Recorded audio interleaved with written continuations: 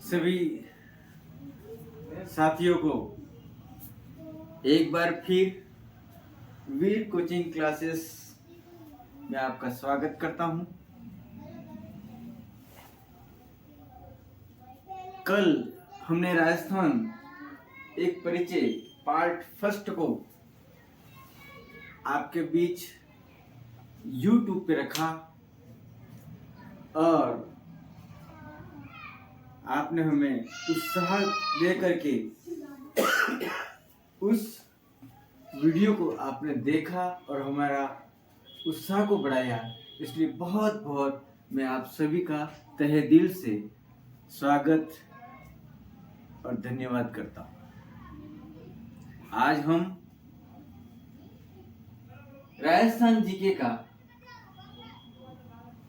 पहला यूनिट राजस्थान एक परिचय का पार्ट नंबर 2 आपके सामने शिक्षण करने जा रहा हूं और हमारी पूरी कोशिश रहेगी कि आरपीसी के द्वारा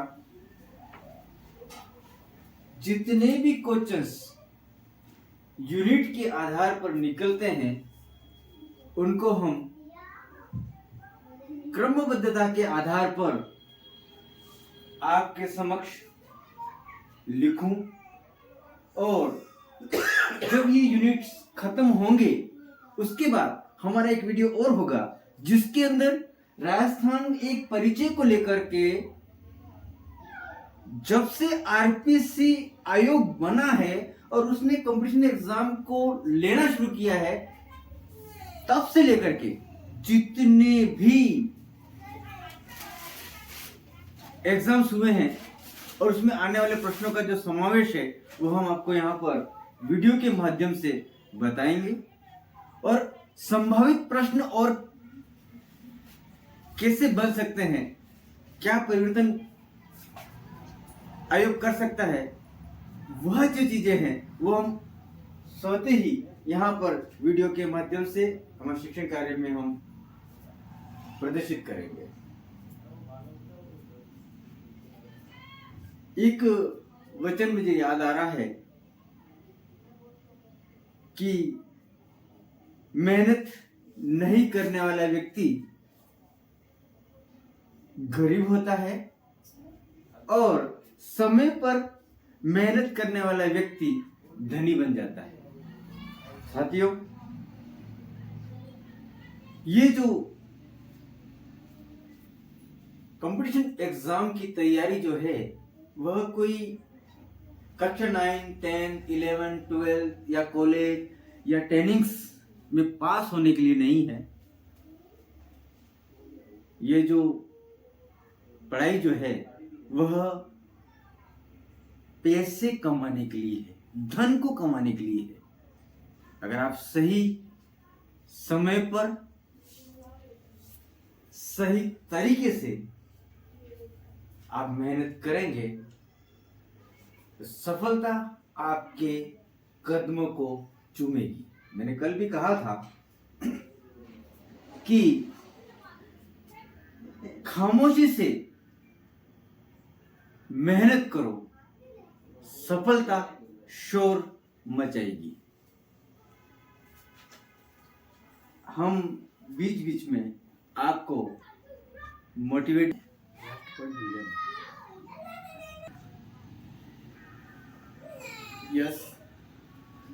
हम बीच बीच में आपको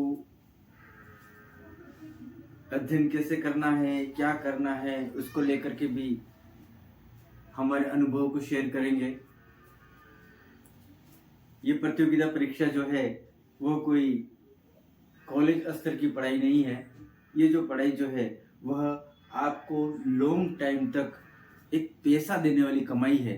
हम बहुत अच्छी तरह से जानते हैं कि हम किसी कुम्हार के पास मटका लेने के लिए जाते हैं तो उस मटके को खरीदने से पहले उस कुम्हार के पास में पड़े हुए बहुत सारे मटकों को हम चेक करते हैं कि क्या वास्तव में ये अच्छा है या खराब है। कह सकते हैं कि ये परफेक्ट पका हुआ है या अनपका हुआ है। हम उस 50 रुपए के मटके के लिए हम 3 से 4 मटकों को जब चेक करते हैं तो हमारा ये कंपटीशन एग्जाम वाला आयोग हमें हर महीने 50,000 से ऊपर का पेमेंट देने जाती है, तो क्यों नहीं वो अच्छी तरह से हमें परखेगा और उस परख के अंदर हमें निकलना है। और इस परख में निकलने के लिए ही हमें पूरी प्लानिंग के साथ में तैयारी करनी होगी। छोटे छोटे पॉइंटों को भी हमारे बीच में लेना होगा। हम एक स्पेशली वीडियो आप लोगों के लिए किस तरह से तैयारी करें, किस तरह से हमें याद करना है, किस तरह से हमें अटेम्प्ट करना है को लेकर के हम उन वीडियोस को बनाएंगे ताकि आपको ये लगे कि वास्तव में हमें तैयारी कैसे करनी है। तो साथियों, आज हम राजस्थान एक परिचय का पार्ट नंबर 2 हम देखते हैं। पार्ट 1 में हमने जॉर्ज थॉमस के बारे में बात की, फ्रैंकलिन के बारे में बात की, कर्नल जेम्स टोड के बारे में बात की और एक इंग्लैंड का प्रसिद्ध कवि किपलिंग के शब्दों का जो कोटेशन था उसके बारे में भी अपन ने कल बात की थी। आज हम इस जॉर्ज थॉमस के पहले का इतिहास भी देखने की कोशिश करेंगे, क्योंकि हमारा जो राजस्थान है वो वर्तमान में राजस्थान है, लेकिन पहले यह अलग अलग प्रदेशों में विभाजित था। अगर हम इसके इतिहास को देखते हैं थोड़ा सा, तो 250 साल पहले 250 साल पहले यानी कि ईसा पूर्व के अशोक के समय के बेराट के अंदर मिली हुई शिलालेख से हमें यह पता चलता है कि अशोक का साम्राज्य हमारे राजस्थान में फैला हुआ था। ये जो शिलालेख हैं जो बेराट से हमें उपलब्ध हुए हैं वो हमें राजस्थान के इतिहास के बारे में बताता है। और हमारे राजस्थान में ब्राह्मण को लेकर के जो हैंगसॉन्ग आया था उस समय का भी अगर हम इस राजस्थान के बारे में देखें तो उस समय का ये जो राजपूताना जो था, हैंगसॉन्ग ने 4 भागों में विभाजित किया, जिसमें पहला भाग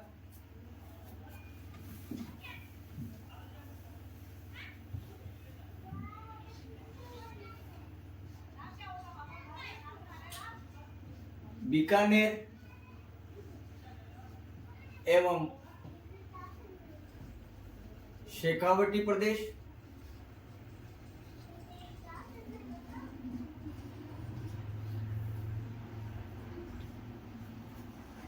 और इस भाग को गुर्जर राज्य कहा।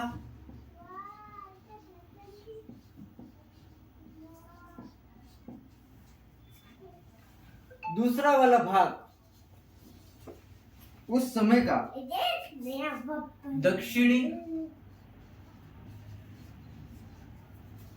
दक्षिण व कुछ मध्य राजस्थान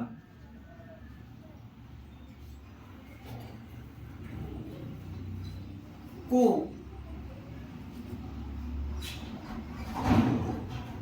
वदारी राज्य कहा।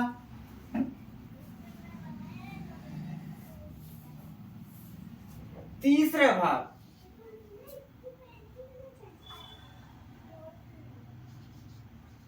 जयपुर, अलवर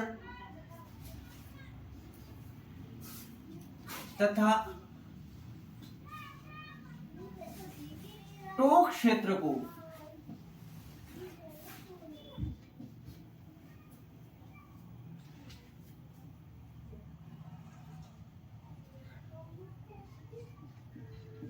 बेराट राज्य कहा।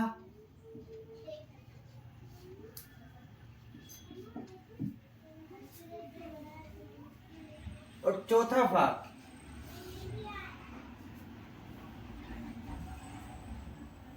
भरतपुर, धौलपुर,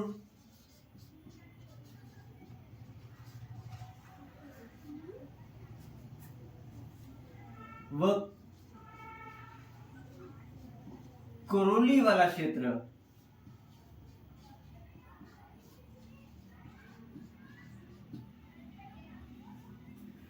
मथुरा राज्य कहा।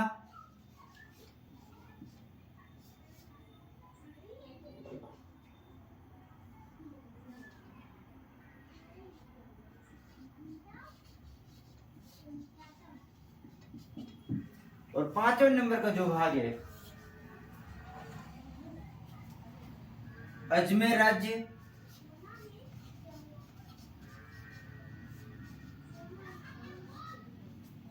जिसमें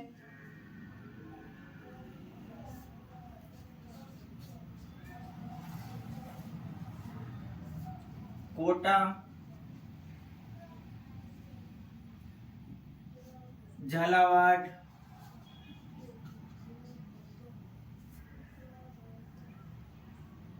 व टोंक का दक्षिणी भाग।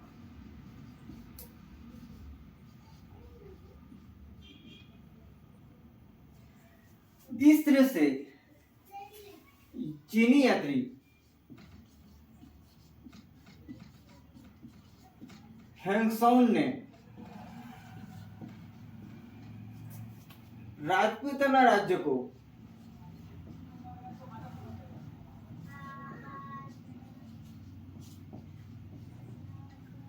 पांच भागों में देखा, वो ऐसा ही पाया।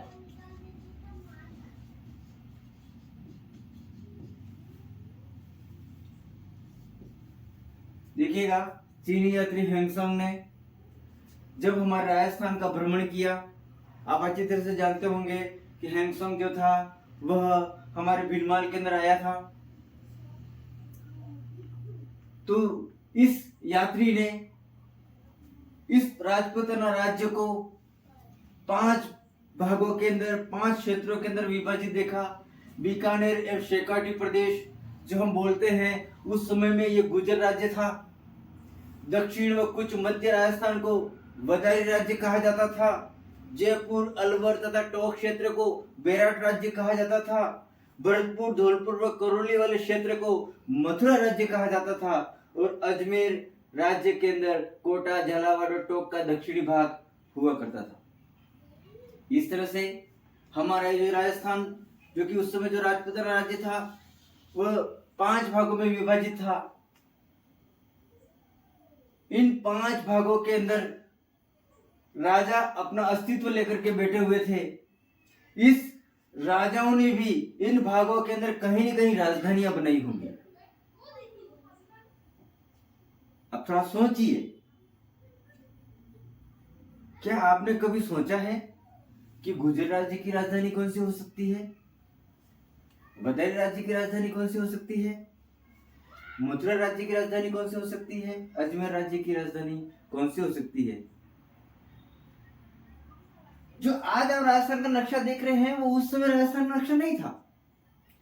उस समय सिर्फ क्षेत्रों के आधार पर हो सकता था यह राज्य की सीमाएं बढ़ी हुई हों, वर्तमान की यूपी तक, वर्तमान की हरियाणा तक, वर्तमान की मध्य प्रदेश तक फैली हुई हो, क्योंकि यहां पर क्षेत्र हैं।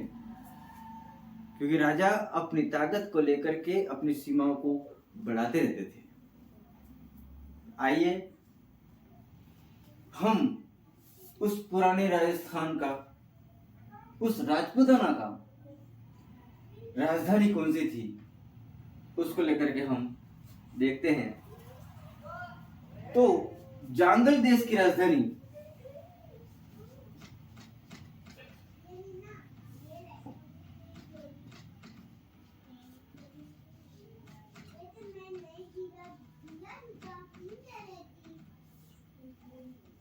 पहला। दूसरा है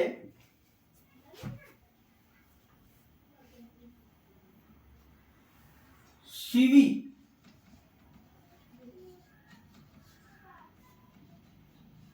राज्य की राजधानी, या इसको बोलते हैं शिवी देश की राजधानी।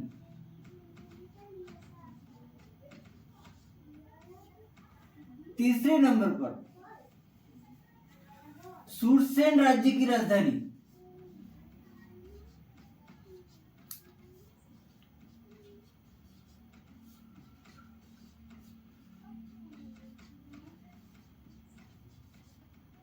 और चौथे नंबर पे है मत्स्य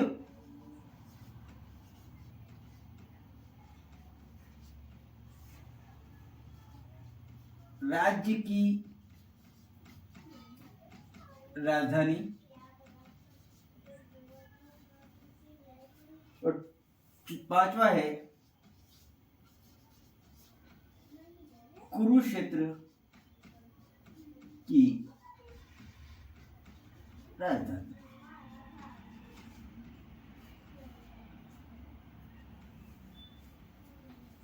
देखिएगा, हमारा राजस्थान जो था वो देशों के अंदर बटा हुआ था, जो हम क्षेत्रफल बोलते हैं, हम राज्य बोलते हैं। जैसे जांगल देश की राजधानी जांगल देश कहा गया, शिवी राज्य कहा गया, सुरसेन राज्य कहा गया, मत्स्य राज्य कहा गया, कुरुक्षेत्र की कहा गया। तो ये जो देश बने हुए थे हमारे राजस्थान के अंदर, जो उसकी सीमा आगे पीछे थी,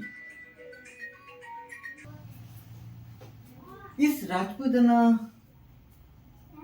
राज्य में जो देश थे, जांगल देश की राजधानी यानी जांगल देश, शिवी देश, सुरसेन राज्य, मत्स्य राज्य और कुरुक्षेत्र। मैं आशा करता हूं कि इसका उत्तर आपको पता ही होगा, और नहीं पता हो तो 2 मिनट के लिए सोचिए आप कि क्या हमने इस इतिहास को देखा। क्योंकि आरपीएससी जो है वो इस तरह के चीजों से, इस तरह के इतिहास से, छोटी छोटी बातों से प्रश्न बना लेता है।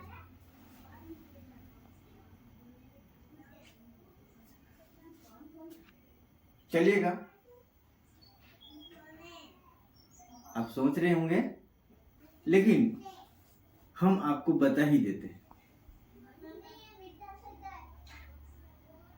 ये जो जांगल देश था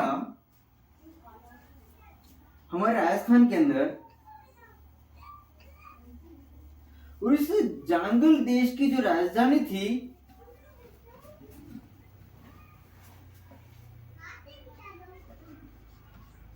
अहिच्छत्रपुर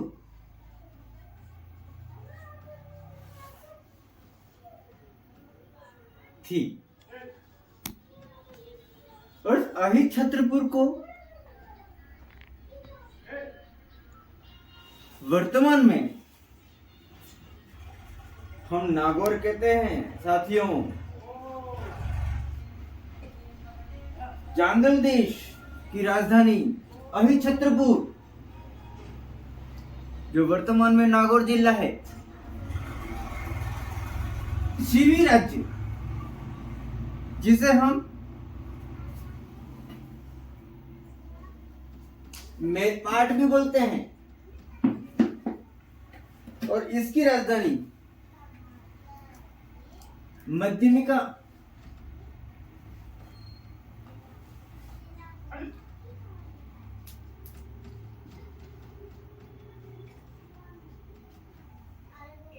ये मध्यमिका जो है, इसे हम वर्तमान के अंदर चित्तौड़ को कहते हैं।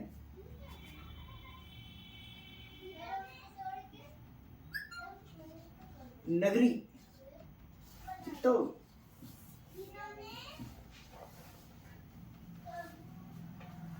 सुरसेन राज्य की राजधानी मथुरा थी। आया ना सर? मैंने पहले ही कहा था कि ये जो प्रदेश हैं उनकी कोई निश्चित सीमाएं नहीं थी। जो आज वर्तमान में हमने सीमाओं के अंदर राजस्थान को देखा हुआ है, राजाओं में जैसा दम होता था वो छोटे राजाओं को अपने अधीन करते थे और अपनी सीमाओं को बढ़ा देते थे।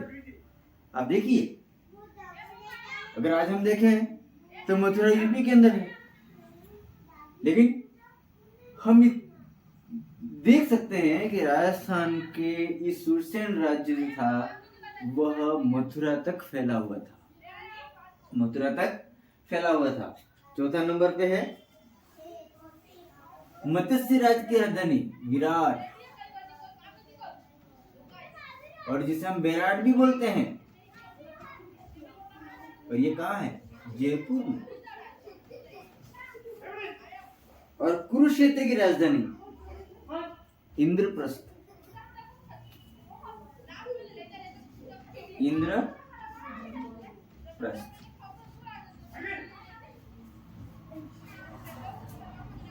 कुरुक्षेत्र की राजधानी इंद्रप्रस्थ। अब मैं ये नहीं बताऊंगा आपको कि इंद्रप्रस्थ वर्तमान में कहां था, आपको ढूंढना है। हम इसका उत्तर तो जरूर बताएंगे, लेकिन आपको भी सोचने के लिए इस पॉइंट को छोड़ा हुआ।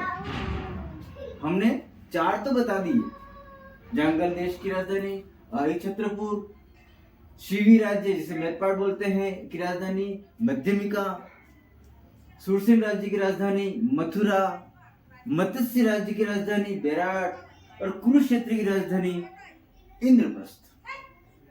लेकिन यहाँ पर हमने इंद्रप्रस्थ वर्तमान में किस जिले के अंदर या किस राज्य में, ये आपको हमने नहीं बताया। आप सोचिएगा, हम इसका उत्तर हमारे वीडियो के अंदर देते हुए जाएंगे। देखिए, हम सिर्फ राजस्थान ही देख रहे थे कि राजस्थान है, ये जो राजस्थान है, ये जो इतिहास आपके सामने जो नजर आ रहा है वो हमारे 250 ईसा पूर्व बेराट की शिलालेख से पता चला है। और चीनी यात्री ह्वेंसांग जब हमारे राजस्थान के अंदर आया तो उसने इस राजपूताना राज्य के भागों को विभाजित करके देखा।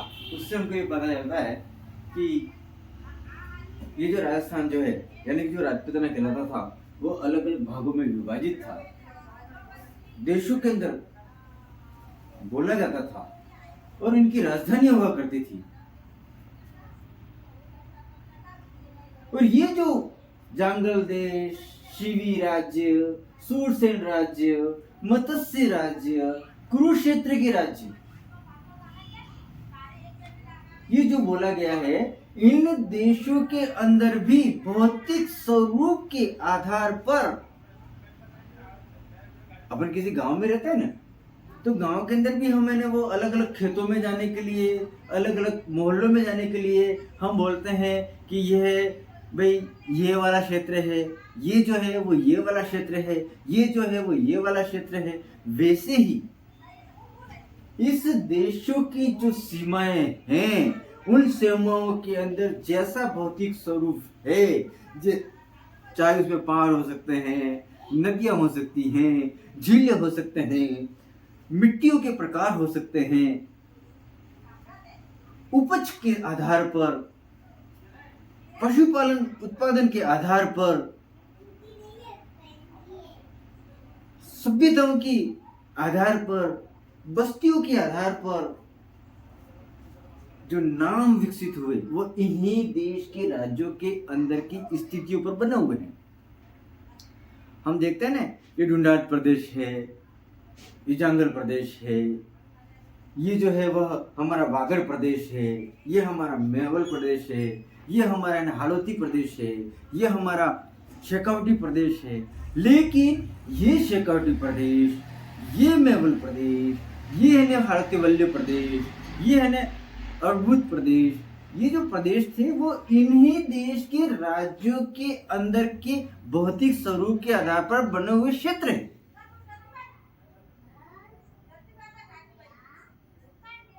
और हम देखेंगे कि ये जो प्रदेश है, प्रदेशों के अंदर कौन कौन से क्षेत्र बने। जांगल प्रदेश में भी कौन से क्षेत्र बने, शिवी में भी कौन से प्रदेश बने, सूरसेन राज्य में भी कौन से प्रदेश बने, मत्स्य राज्य में भी कौन से प्रदेश बने, उनके क्या नाम थे, कुरुक्षेत्र में भी कौन से प्रदेश बने। और इनको अगर हम नहीं भी देखें तो हम यहाँ पर भी देख सकते हैं कि बीकानेर शेखावाटी प्रदेश जो गुर्जर राज्य था, उस राज्य के अंदर, इस क्षेत्र के अंदर, ये जो क्षेत्र जो बीकानेर और शेखावाटी प्रदेश जो कहते हैं, जो गुर्जर राज्य था, उसके अंदर भौतिक स्वरूप किस तरह का बना है और उसमें किस तरह से उनके नाम और पार्ट रखे गए हैं। और इन पार्टों के अंदर जमींदार हुआ करते थे, और ये जमींदार जो थे वो राजाओं के अधीन थे। राजा जो थे वह अपने क्षेत्र के ऊपर के प्रमुख राजा के अधीन रहा करते थे। यानी देखिए कितना गजब का सिस्टम है कि जो क्षेत्र जो है वो थोड़ा सा भी कमजोर होता था या मजबूत होता था तो वो राजा के सामने अपनी शक्ति और बल को लेकर के आ जाया करता था। किस तरह से पकड़ रखी होगी सोचिए आप। हम आधुनिक युग के अंदर तो चल रहे हैं, आधुनिक के अंदर हमें शिक्षाएं बहुत जबरदस्त बताती है, लेकिन फिर भी हम उस जमाने की बातों को आज भी याद करते हैं। इसका कारण हमें कहीं न कहीं उनकी बुद्धिमत्ता, उनकी सोच, उनकी कार्यशैली, उनकी व्यवहारिक बातें हमें सिखाती हुई जाती है। तो ये राजस्थान का पार्ट नंबर 1 और राजस्थान का पार्ट नंबर 2, जिसके अंदर हमने उस राजपूताना के समय अशोक, सम्राट अशोक के समय की भागों का हमने वर्णन किया। इन भागों के अंदर राजधानियों के बारे में देखा। इन्हीं भागों के अंदर हमने किस नाम को जाना गया उस नाम को भी देखा। और अब आगे इस राजस्थान के प्रत्येक भाग में क्षेत्र को क्या कहा जाता है और ये जो क्षेत्र थे वह किस तरह से रियासतों में और ठिकानों में परिवर्तन हुए, उसको भी हम देखेंगे। लेकिन वह हमारा पार्ट नंबर 3 होगा, जिसके अंदर हम क्षेत्र के बारे में देखेंगे, रियासतों के बारे में देखेंगे, ठिकानों के बारे में देखेंगे। मैं आशा करता हूं कि हमारी छोटा सा प्रयास, क्योंकि हमारी संस्था है नन्ही मुस्कान, हम कोशिश करते हैं कि हम हमारे शिक्षण कार्य के द्वारा प्रतियोगिता में तैयारी करने वाले बच्चों के लिए एक खुशी भरा मुस्कान दे सकें। और ये हमारा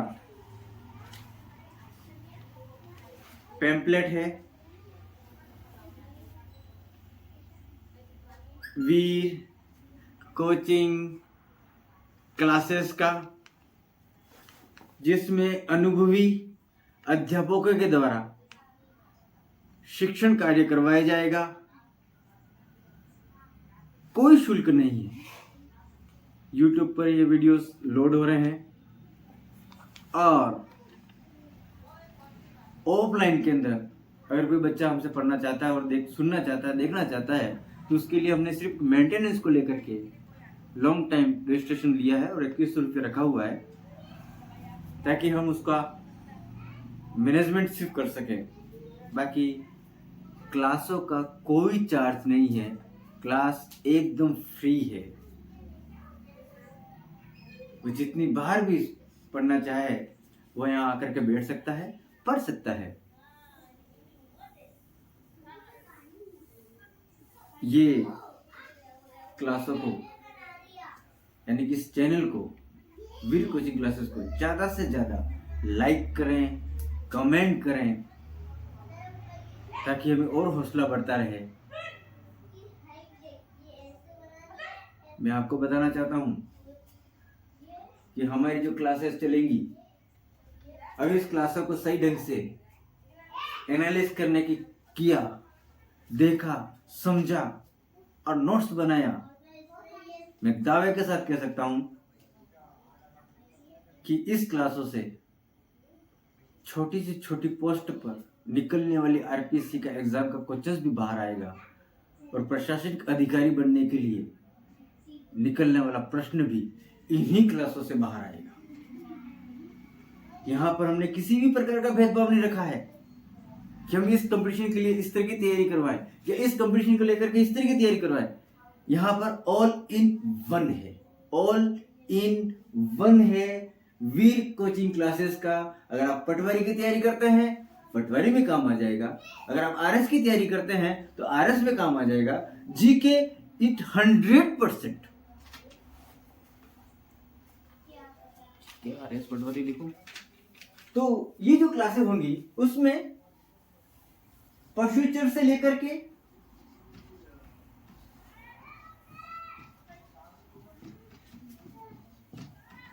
REET, 3rd grade, 2nd grade, 1st grade, RS, RPSC व कर्मचारी चयन बोर्ड के द्वारा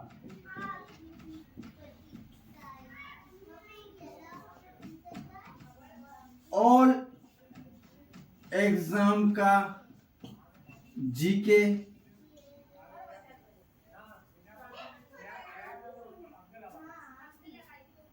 इस